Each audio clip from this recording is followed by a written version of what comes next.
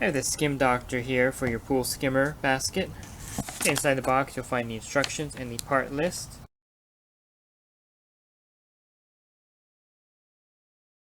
Inside the box of the Skim Doctor is all the parts you're going to need to install it onto your skimmer basket. It comes with 2 sets of rods, long and short.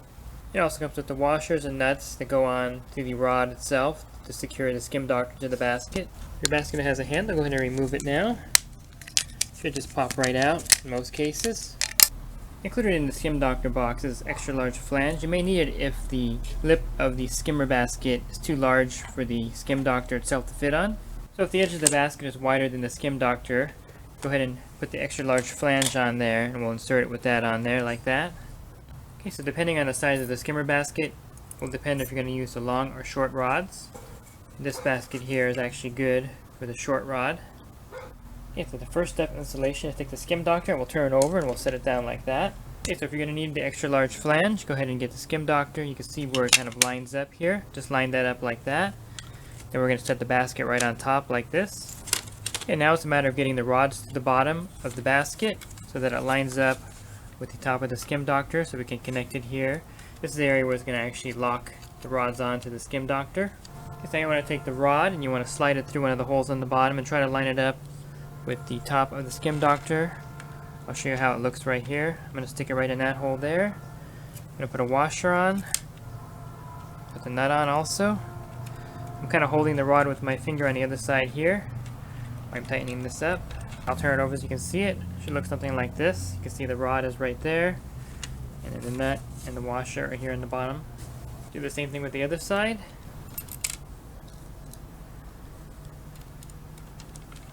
Tighten that up. And now you want to take the 2 top nuts and you want to reach under, put them on the rod here. I'll go ahead and tighten them up.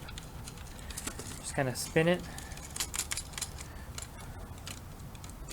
And you want to keep it on this position because if you turn it over it's going to slide off. I'll show you on this one here. I'll turn this one over so you can see what I was doing underneath. I was putting that here like that. Okay, so you want to make sure everything is nice and tight. Make sure it's tight. And now you want to take the 2 rubber protective caps here that came with it, slide it over there. Put the other protective cap right here. This is how the Skim Doctor should look on your basket. It should be even. This is how it looks when it's finished. You have the top locked on here, and the bottom nuts on here like this. So that's how you put the Skim Doctor on your skimmer basket. Pretty simple. Okay, there's really no wrong way to install the Skim Doctor. Imagine that your skimmer is a clock face. 12 o'clock is the opening of the skimmer. You have 2 o'clock and 6 o'clock position. So in most cases you want to put it at 6 o'clock, which is directly opposite the skimmer opening. So at the 6 o'clock position will give your Skim Doctor the maximum flow. And again, depending on how much flow you want, you can adjust the gate open or close.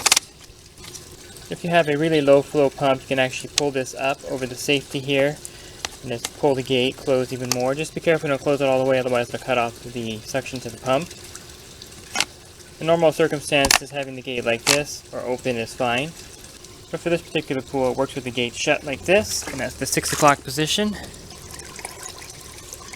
The water really being pulled in there.